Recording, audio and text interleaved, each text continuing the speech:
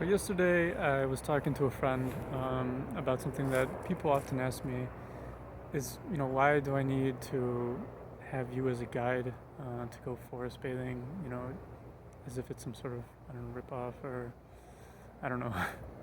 um, and I say, well, you don't need me, and I highly recommend to all the people that come and do outings with me to go and spend time in nature alone. You don't need me.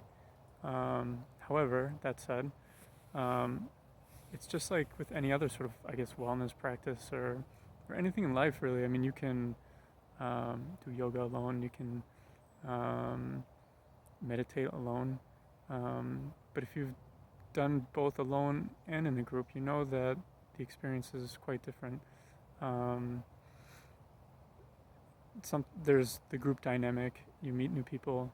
But I think and that's very important, I think, meeting people, especially now, but in general in this modern era, people are becoming more and more disconnected. And there's a book written about it called Bowling Alone. It was written a long time ago by a guy named Putnam, an academic. Anyway, um,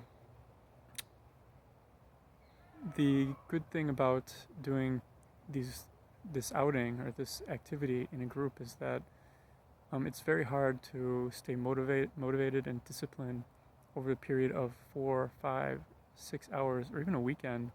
I mean, I personally um, don't see a lot of people, and I don't mean it in judgmental ways, it's just a realistic observation.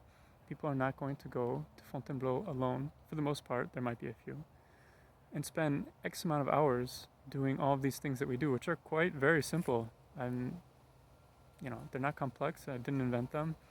Um, as much as I wish I had, because I think they're amazing. But um, I just don't see people doing it. Most people, and so I think that being in a group, there's this positive group pressure to play along, and so the outcome is more intense because you'll have spent more time doing these things than if you go alone.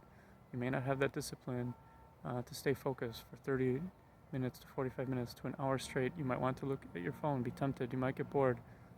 You might not like the sensation also of being alone. Um, I know it's the case for many women. They do not feel safe alone, which is unfortunate, in the woods or forests and whatnot. And they feel a sense of protection being in a group.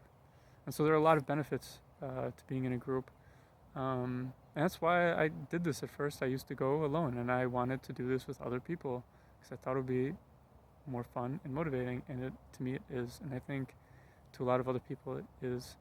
And I don't expect everyone who's been on an outing with me to only go and spend time in nature with me. I don't want that. I want people to go as much as they can. The earth is calling us to spend time in a real way, so we can change things. And so you need to go alone for yourself and for really the fate of not the planet, but the current state of nature anyway.